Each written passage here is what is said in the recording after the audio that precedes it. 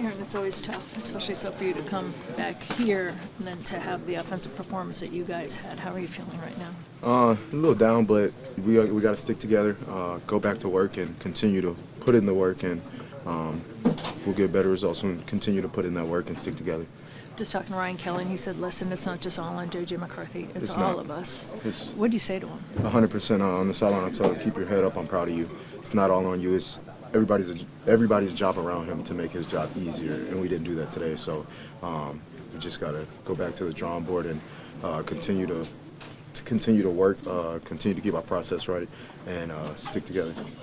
Aaron, I noticed you were talking to Justin in the second half, kind of when things were going pretty badly. And how has he handled a situation like this where he's kind of helpless? He handles it well. He's just trying to keep the guys up on the sideline, keep them going, letting us know, hey, take it one play at a time. All that needs to be done is one play, make one play, and things will get snowballing.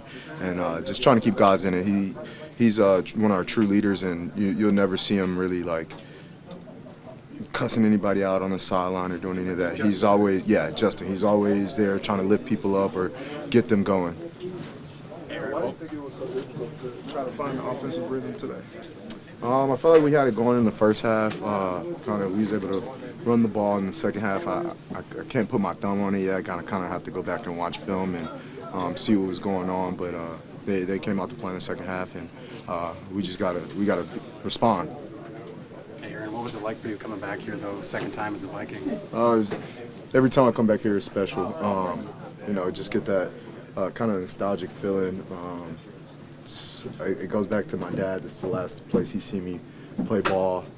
So it's special when I get to take the field here. I feel him with me all the time when I'm here. So it's definitely a special place for me. The fans here in this community, they're special as well, along with our fans in Minnesota. But just the love and support that they continue to show me, I just want to thank them for that. It doesn't go unnoticed, and just thank them. Aaron, what do you know about Emmanuel Wilson? I mean, what the job he did today? I know a lot about Emmanuel Wilson. I got to spend some time with him his rookie year, my last year here, and just what you've seen today is kind of what he's been doing from the time he's gotten his opportunity in his first preseason game to now.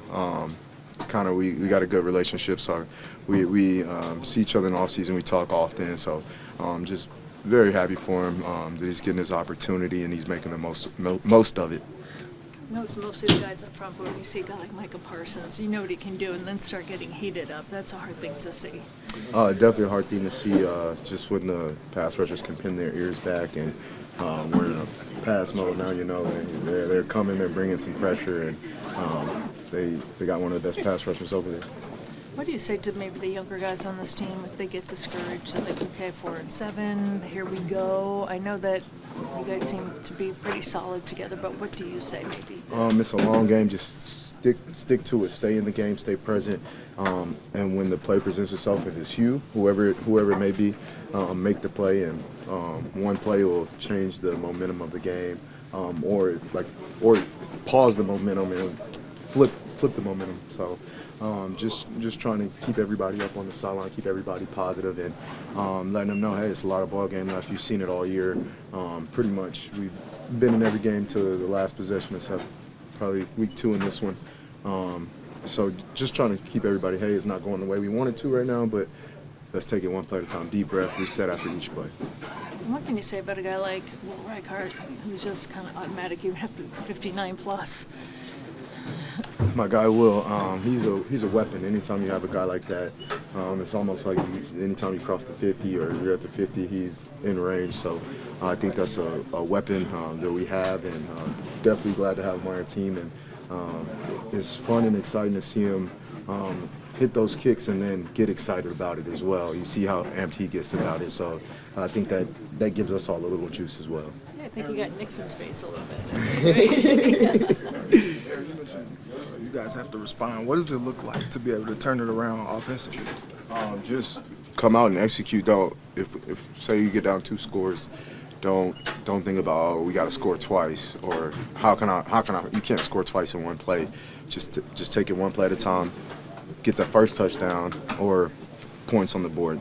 then worry about the next possession when that comes. But taking it one play at a time, that's what I think, and just the details within the play. Do you think you guys are close to being able to execute the way that you want to? I feel like we're very close. It's a play here, play there on this series, and that's the thing about football is very, very slim margin for error, especially in professionals when you have guys on that side of the ball to get paid too. The margin for error is very slim, so we have to be on the other side of that. So. Do you feel you have to say anything with JJ, even though he seems mentally strong? Do you feel like you have to say something to him? Sometimes, just because I know like how it can be perceived after the game.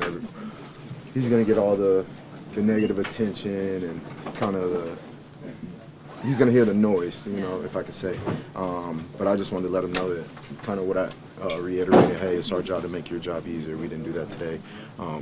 We got to be on our stuff to make your job easier. So I just told him I was proud of him for continuing to battle, keep his head up. We're going to continue to fight with him, and we're just going to continue to get better. Until we can play complementary football and clean football as a team against the teams we go against, the teams in our division, we don't give ourselves a chance.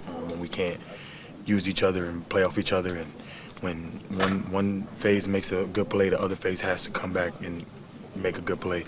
And the minute we can get all that, literally the team game, we play as a team, we'll find ourselves in a good spot. But yeah, it's frustrating. I don't have much to say besides that, we got to figure it out quick. It's definitely frustrating, but we got the right guys in here. We got the right leadership, and we just got to keep fighting. What did Wilson show you? I mean, he came in, he got a career high over 100 yards rushing. 23? Yeah. Oh, yeah, he was running the ball. He was tough back. Obviously, when you behind a guy like Josh Jacobs, and you finally get your shot, you could tell he had a little chip on his shoulder. So yeah, he shouts out to him. He was running hard today. How are you feeling? You went out a couple times today. Football. I'll be good. You're good. When the Packers possess the ball for like 15 more minutes than you guys, what does it do on the defensive side during the game? How does that affect you? I didn't notice that. We just play one play at a time. I think, obviously, the time of possession, we would want that to go in our way. I don't know what it was exactly, but at the end of the day, as a defense, we could just play one play at a time. And I think, the way we were playing, the way they were playing, they were okay with just those little 3-4 yard hits, kind of extending drives. So, that's just something we have to go back and watch tape and, try to figure out. Josh, I have a plan this year that you're going to have a young quarterback and that the rest of the group would kind of support and kind of do a lot towards winning games. Why do you think that formula has not worked in this game? Yeah, at the end of the day, it's a team game, and you can put stuff on paper and you can say it looks like this and it's going to be like this, but at the end of the day, when every play, 100 plays a game, however many plays in the game, if we don't get all 11 on the field to play as one, we don't give ourselves a chance. It doesn't matter who's that quarterback, who's that receiver, O-line, D-line. We got to just play as a team. We have to execute, and we have to play fast and do what we do, and we haven't been doing that, and there go the results right there. Josh, what made things so difficult for you guys that the Packers were doing, specifically in the run? I don't even think it was difficult.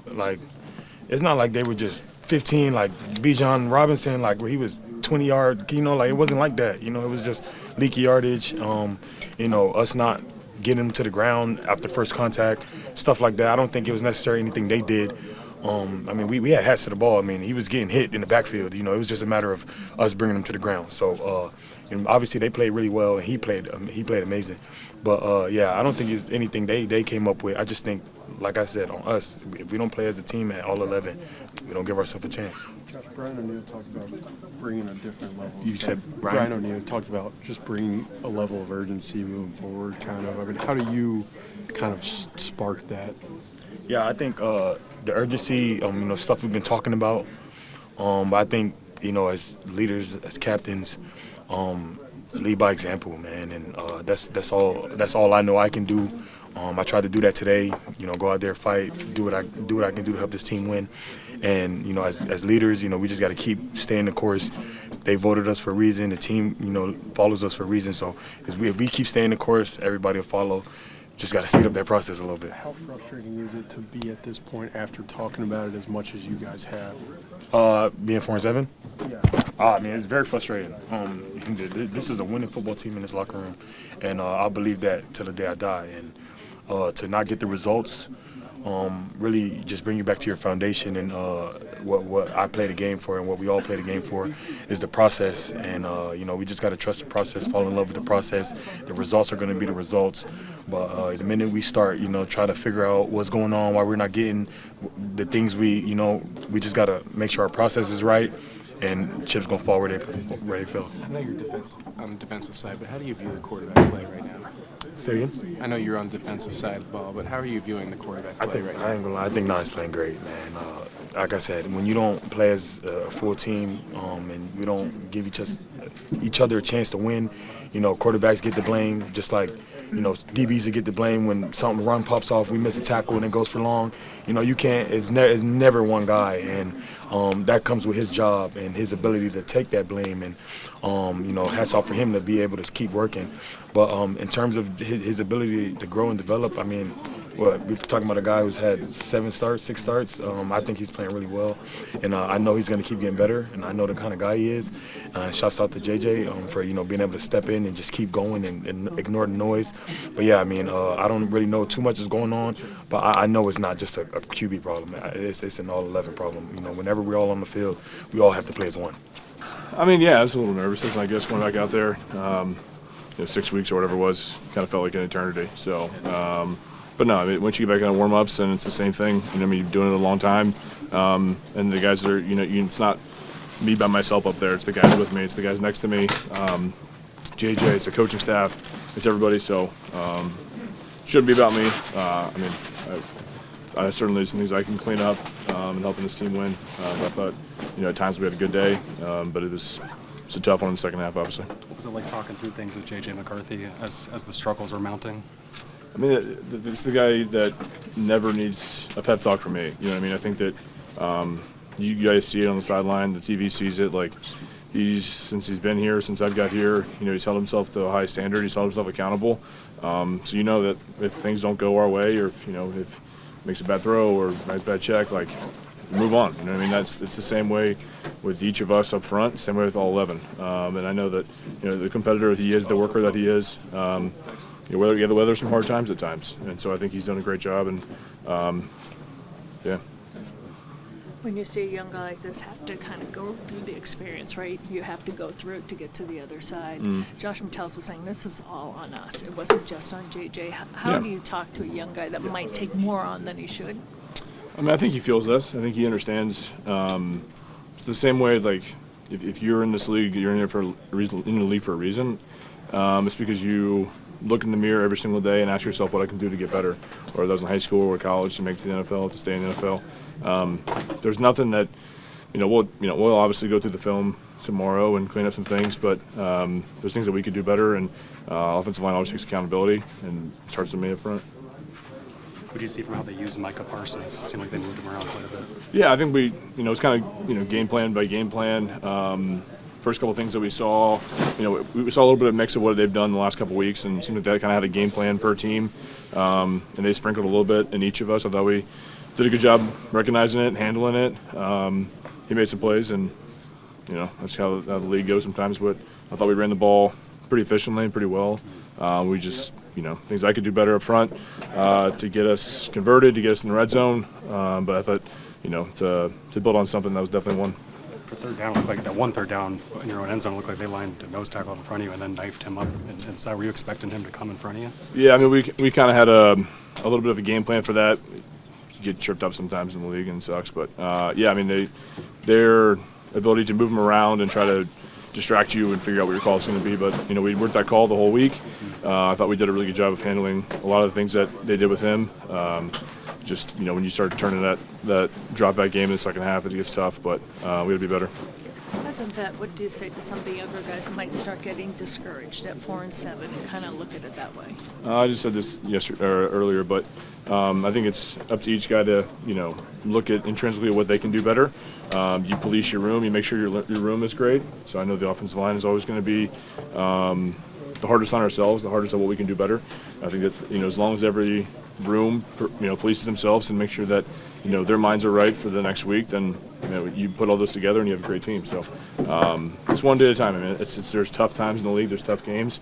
Certainly one of them today. And I think that there's enough veteran leadership in this team that there's the next one this week. So we got to be ready. And guys play for a lot of pride. Guys play for each other.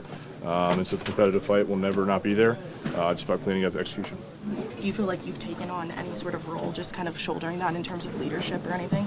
I don't think so. I mean, we got a great leader in the room in Depot. He's been here for a long time and been doing it at a really high level for a while. So trying to honestly still find my way a little bit and try to follow his leadership as well. Pretty sure, I don't know if you knew this, but you made NFL history. First kicker to hit 459-plus field goals in one season. It's hard to enjoy right now on a loss, but what is the secret sauce for you? When it's outside, inside, doesn't matter, 59-plus is your jam? Yeah, I just try to treat every kick like it's the same. Go out there and try to execute as best as I can. Don't try to make anything too complicated. Just try to go out there and do my job for my team. Do you not even think about the yardage? It is what it is? It depends. On a day like today, I knew I had to kind of get after that one a little bit, just because it was windy and cold. So, but yeah, it just kind of depends on the game.